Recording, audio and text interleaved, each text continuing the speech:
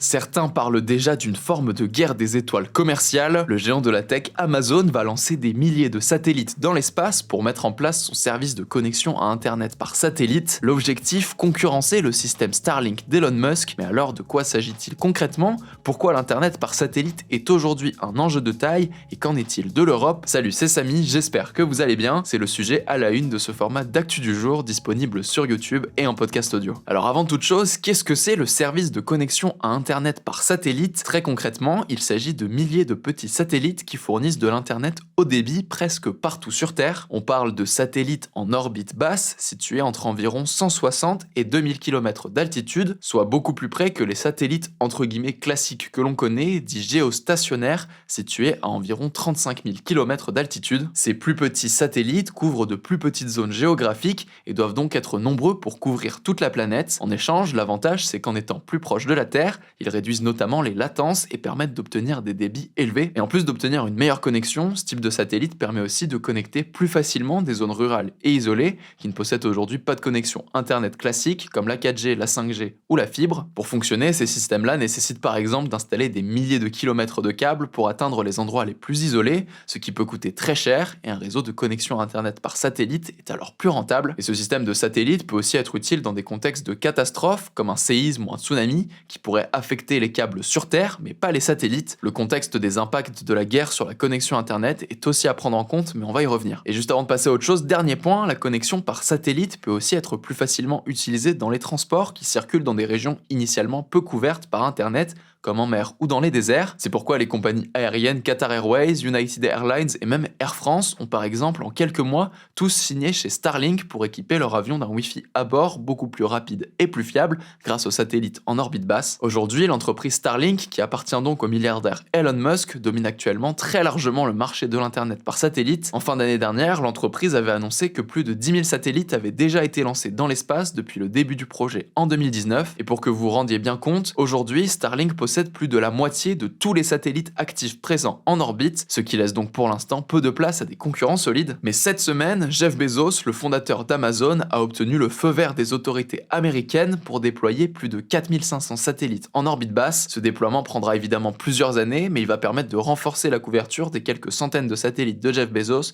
déjà dans l'espace. Et ce nouveau feu vert prouve véritablement la volonté de Jeff Bezos de tenter de rattraper Elon Musk dans le secteur, alors que les deux hommes sont déjà en concurrence dans le spatial, Elon Musk avec SpaceX et Jeff Bezos avec Blue Origin. Mais évidemment, même si les entreprises américaines d'Elon Musk et Jeff Bezos font beaucoup parler, ils ne sont pas les seuls acteurs du secteur dans lequel beaucoup de candidats souhaitent désormais se faire une place. La Chine compte par exemple 2 projets de constellation en orbite basse et le Canada et les Émirats Arabes Unis souhaitent aussi se lancer. Mais alors qu'en est-il de l'Europe dans cette course? Déjà en France, même si Starlink ne fournit pas de chiffres officiels, les experts estiment à moins de 200 000 le nombre d'abonnés. Concernant le projet d'Amazon, il vise environ 10 à 15% des foyers européens, soit 20 à 30 millions de ménages en Europe, mais en réalité, de telles offres risquent d'avoir du mal à toucher la France, étant donné que, comme on le disait, ces services sont pour l'instant surtout bénéfiques aux zones éloignées, là où en France, plus de 90% des logements sont aujourd'hui éligibles à la fibre optique. Pour autant, l'Europe a tout intérêt à développer ses satellites pour éviter de passer à côté d'un nouveau marché et de dépendre aussi uniquement d'acteurs étrangers, dont les services pourraient être coupés ou détournés en cas de crise. Le meilleur exemple, c'est par exemple en Ukraine, où Starlink est devenu indispensable aux communications militaires et civiles. Dès le début de l'invasion à grande échelle russe en février 2022, l'Ukraine a demandé à Elon Musk d'activer Starlink pour remplacer les réseaux détruits ou coupés, chose qui a été faite en quelques semaines, mais on en avait déjà parlé. Elon Musk a par exemple déjà pris la liberté de couper la couverture internet en Ukraine sur le front pour empêcher une attaque de drones ukrainiens contre l'armée russe et éviter une escalade selon lui. Et la semaine dernière, Starlink a aussi commencé à bloquer des terminaux utilisés par la Russie en Ukraine, ce qui a poussé l'armée russe à installer en urgence d'autres terminaux, preuve que Starlink est aujourd'hui devenu un acteur presque indispensable dans certaines situations. Et même si la situation diffère et que l'Europe dispose d'un écosystème spatial solide, le continent a en effet un très important retard en ce qui concerne les constellations commerciales de télécommunications. Le projet Iris2, confié en partie au groupe français Eutelstat, a par exemple été lancé en 2024 à échelle européenne et prévoit jusqu'à 300 satellites déployés d'ici à 2030 pour assurer la souveraineté et la sécurité des communications de l'Union européenne. Mais l'UE réserve pour l'instant ses services aux entreprises et au gouvernement, à la star de Starlink ou d'Amazon qui ouvre ses services aux particuliers. Cette volonté et ce nombre de satellites peut donc paraître assez faible face aux milliers de satellites américains,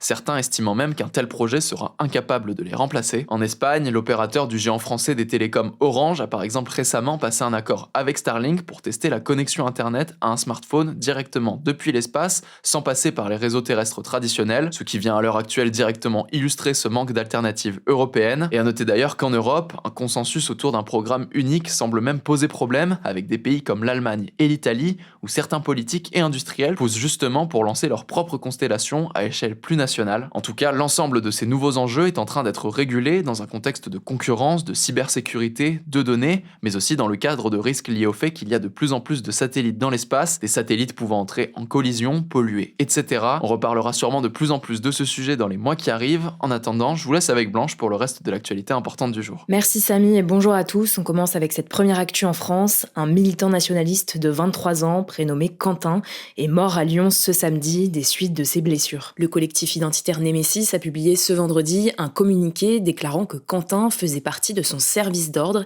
et a été lynché par des militants antifascistes en marge d'un happening de Némésis contre la venue de l'eurodéputée LFI Rima Hassan à l'Institut d'études politiques de Lyon ce jeudi soir. Le parquet de Lyon a annoncé ce vendredi avoir ouvert une enquête pour violence aggravée. Alors les réactions ne se sont pas faites tarder. La chef de file des députés RN, Marine Le Pen, a réagi, appelant à considérer comme terroristes, je cite, les milices d'extrême gauche. Et le président du RN, Jordan Bardella, a de son côté sonné la mobilisation de l'ensemble de la classe politique en pointant du doigt le groupuscule dissous La Jeune Garde, proche de LFI. Sur X, la députée européenne LFI Rima Hassan a condamné fermement ces faits extrêmement graves et inacceptables et a précisé que le service d'ordre La France Insoumise qui l'accompagne dans ses déplacements n'a jamais eu recours à la violence et n'est en aucun cas impliqué dans ces affrontements. Deuxième actu, un homme a attaqué des gendarmes près de l'Arc de Triomphe ce vendredi à Paris. Il a été neutralisé par l'un des gendarmes selon le parquet antiterroriste qui s'est saisi de l'affaire. La scène s'est déroulée vers 18h lors du ravivage quotidien de la flamme du tombeau du soldat inconnu. L'assaillant était armé d'un couteau et d'une paire de ciseaux, mais il n'a pas fait de blessés car il a été mortellement touché au torse et à la jambe par l'un des gendarmes. Né en 1978 et de nationalité française, l'assaillant avait déjà été condamné pour terrorisme et faisait l'objet d'une mesure de contrôle administratif et de surveillance depuis sa sortie de prison en décembre dernier. Le ministre de l'Intérieur, Laurent Nunez, a affirmé qu'à ce stade, on ne connaît pas la raison de l'attaque. Emmanuel Macron, lui, a salué sur X, je cite, le courage et le sang-froid exemplaire de nos gendarmes et de nos militaires sentinelles. Troisième actu, je voulais vous parler de la conférence de Munich sur la sécurité qui a lieu actuellement en Allemagne dans un contexte de tension de la relation entre les Américains et les Européens, notamment depuis le retour au pouvoir de Donald Trump il y a un an. Plusieurs dirigeants européens, comme le chancelier allemand Friedrich Merz et Emmanuel Macron, ont souligné la nécessité d'un partenariat fort avec les États-Unis. Et donc ce samedi, le secrétaire d'État américain, Marco Rubio, a déclaré dans une prise de parole très attendue, je cite, que les États-Unis et l'Europe sont faits pour être ensemble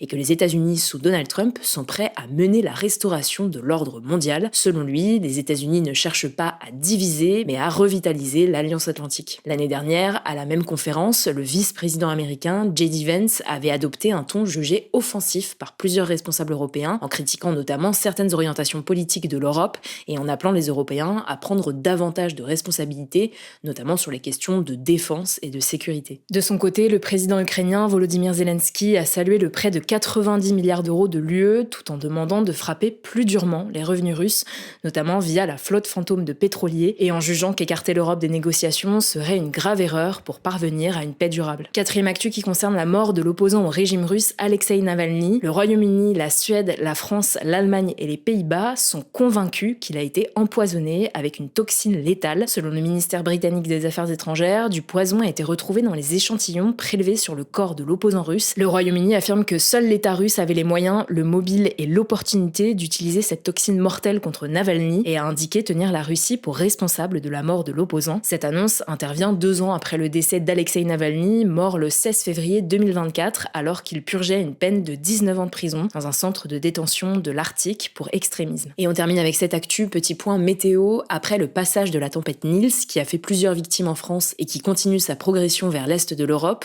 le mauvais temps n'est pas terminé et un week-end froid et mouvementé s'annonce dans l'Hexagone. Dans le sud-ouest, les départements du Lot-et-Garonne et de la Gironde sont restés en vigilance rouge pour crues ce samedi, avec des niveaux de la Garonne très élevés et des évacuations dans certaines communes. Météo France a aussi étendu des alertes oranges à 16 départements de l'ouest et du sud du pays en raison du risque de débordement des cours d'eau. Niveau températures, elles sont désormais assez basses avec de l'air d'origine polaire qui a gagné la France par le nord. Ce froid va favoriser le retour de chutes de neige dès ce dimanche. Merci Blanche pour ces actus, c'est tout pour aujourd'hui. Merci encore de nous suivre chaque jour sur nos réseaux sociaux, sur YouTube, en podcast, mais aussi sur Insta, TikTok et en newsletter. N'hésitez pas à vous abonner à nos comptes, prenez soin de vous, prenez soin de vos proches, et on vous dit à lundi.